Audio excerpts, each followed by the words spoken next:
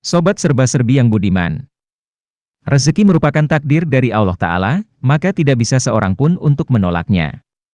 Terkait dengan rezeki, Allah Ta'ala berfirman, "Siapakah yang memberi rezeki kepadamu dari langit dan dari bumi?" Katakanlah, Allah, dan sesungguhnya kami atau kamu, orang-orang musyrik, pasti berada dalam kebenaran atau dalam kesesatan yang nyata.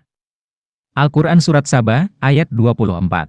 Pada ayat yang lainnya Allah Ta'ala berfirman, "Dan Allah melebihkan sebahagian kamu dari sebagian yang lain dalam hal rezeki, tetapi orang-orang yang dilebihkan rezekinya itu, tidak mau memberikan rezeki mereka kepada budak-budak yang mereka miliki, agar mereka sama merasakan rezeki itu. Maka mengapa mereka mengingkari nikmat Allah?" Al-Quran Surat An-Nahl ayat 71. Jika ada orang yang mengatakan bahwa rezeki itu sudah ditentukan, lantas tidak perlu usaha, maka perkataan ini tidak tepat.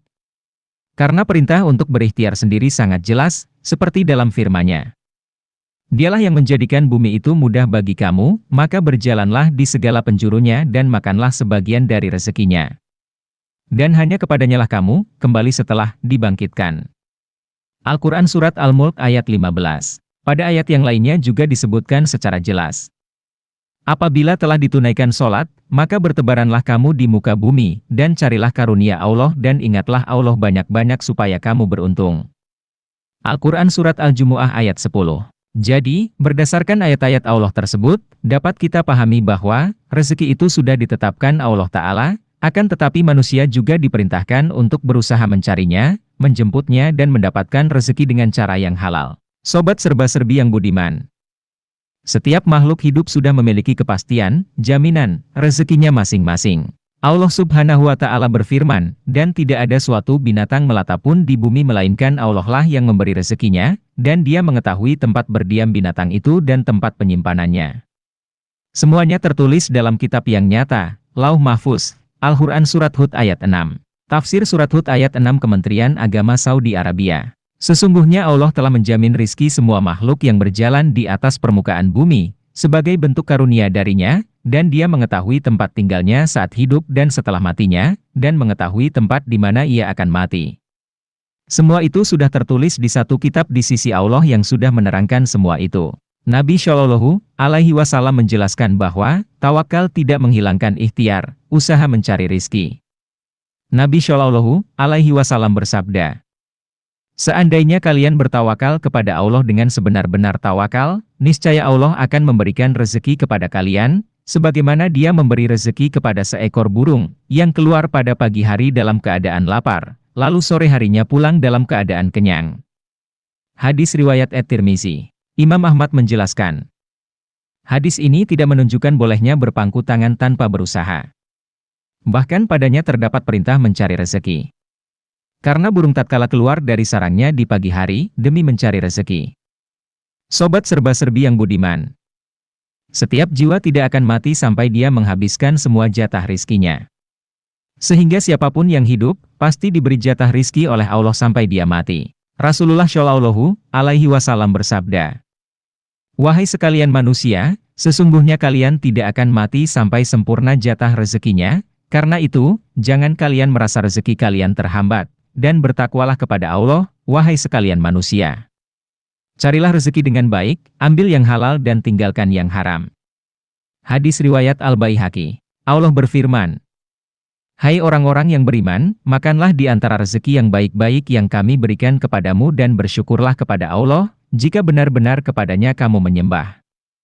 Al-Quran Surat Al-Baqarah ayat 172. Allah melapangkan rezeki bagi siapa yang dikehendakinya di antara hamba-hambanya dan Dia pula yang menyempitkan baginya.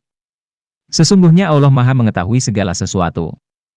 Al-Quran Surat Al-Ankabut ayat 62. Wahai manusia, bertakwalah kepada Allah dan pilihlah cara yang baik dalam mencari rezeki, karena tidaklah suatu jiwa akan mati hingga terpenuhi rezekinya, walau lambat rezeki tersebut sampai kepadanya, maka bertakwalah kepada Allah dan pilihlah cara yang baik dalam mencari rezeki, ambillah rezeki yang halal dan tinggalkanlah rezeki yang haram. Hadis riwayat Ibnu Majah. Sobat serba-serbi yang budiman, berikut ini nasihat dalam usaha mencari rezeki. Yang pertama, Segala kenikmatan dan kesempitan yang Allah berikan hanyalah sebagai cobaan semata, bukanlah sebagai kemuliaan atau penghinaan di dunia. Dengan cobaan itu, akan tampak orang yang bersyukur dan orang yang bersabar, atau sebaliknya. Prasangka manusia menganggap bila diuji dengan kesempitan, maka Allah menghinakannya, padahal tidak demikian. Allah Maha mengetahui segala sesuatu. Allah Ta'ala berfirman dalam surat Al-Fajr ayat 15-17. Adapun manusia apabila Tuhannya mengujinya, lalu dia dimuliakannya dan diberinya kesenangan, maka dia akan berkata, Tuhanku telah memuliakanku. Adapun bila Tuhannya mengujinya lalu membatasi rezekinya, maka dia berkata, Tuhanku menghinakanku. Sekali-kali tidak demikian. Sobat serba-serbi yang budiman. Nasihat yang kedua.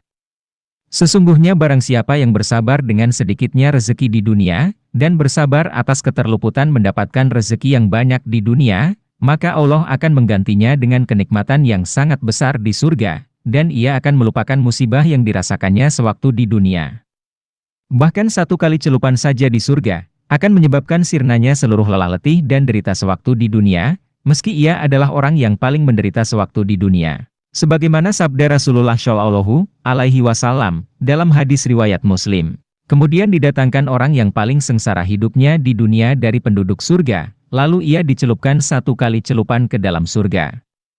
Kemudian ditanya, wahai keturunan Adam, apakah kamu pernah melihat penderitaan sebelumnya sedikit saja? Apakah kamu pernah merasakan kesengsaraan sedikit saja? Orang itu berkata, tidak, demi Allah, wahai Tuhanku, aku tidak pernah melihat penderitaan dan tidak merasakan kesengsaraan sama sekali sebelumnya. Wallahu alam. Sobat serba-serbi yang budiman. Rezeki tak selalu identik dengan harta kekayaan. Jika terjadi perbedaan rezeki, Allah akan memberikan haknya dalam bentuk yang lain. Hal ini karena, bentuk rezeki bukan hanya uang semata, tetapi rezeki adalah segala sesuatu yang dirasakan manfaatnya oleh manusia. Karenanya, bentuk rezeki yang diberikan Allah tidak terbatas. Allah Ta'ala berfirman, kehidupan dunia dijadikan indah dalam pandangan orang-orang kafir, dan mereka memandang hina orang-orang yang beriman. Padahal orang-orang yang bertakwa itu lebih mulia daripada mereka di hari kiamat. Dan Allah memberi rezeki kepada orang-orang yang dikehendakinya tanpa batas. Al-Quran Surat Al-Baqarah ayat 212. Sobat serba-serbi yang budiman. Kita diperintahkan untuk memakan yang halal dan menjauhi yang haram. Sebagaimana dalam doa yang diajarkan oleh Nabi Shallallahu Alaihi Wasallam. Ya Allah, cukupkanlah aku dengan yang halal dan jauhkanlah aku dari yang haram, dan cukupkanlah aku dengan karuniamu dari bergantung pada selainmu. Hadis riwayat At-Tirmidzi, Imam Ahmad, dan Al-Hakim. Perlu diingat, mendapatkan harta dari jalan yang haram, akan berakibat doa sulit dikabulkan. Nabi Shallallahu Alaihi Wasallam bersabda, sesungguhnya Allah Ta'ala itu baik, tidak menerima kecuali yang baik. Dan sesungguhnya Allah memerintahkan kepada kaum mukminin seperti apa yang diperintahkan kepada para rasul. Allah Ta'ala berfirman, wahai para rasul, makanlah dari makanan yang baik-baik, dan kerjakanlah amal solih. Dan Allah Ta'ala berfirman, wahai orang-orang yang beriman, makanlah dari rezeki yang baik yang kami berikan kepadamu. Kemudian Rasulullah Shallallahu Alaihi Wasallam menyebutkan seseorang yang lama bepergian, rambutnya kusut, berdebu, dan menengadahkan kedua tangannya ke langit, lantas berkata, wahai Rabbku, wahai Rabbku. Padahal makanannya haram, minumannya haram, pakaiannya haram, dan ia dikenyangkan dari yang haram, bagaimana mungkin doanya bisa terkabul? Hadis riwayat Muslim. Wallahu a'lam bishawab, dan Allah Maha Tahu yang sebenarnya. Sobat serba-serbi yang budiman, silakan diklik tombol subscribe channel kami, boleh juga di like dan komen atau share. Terima kasih, sehat selalu dan terus semangat.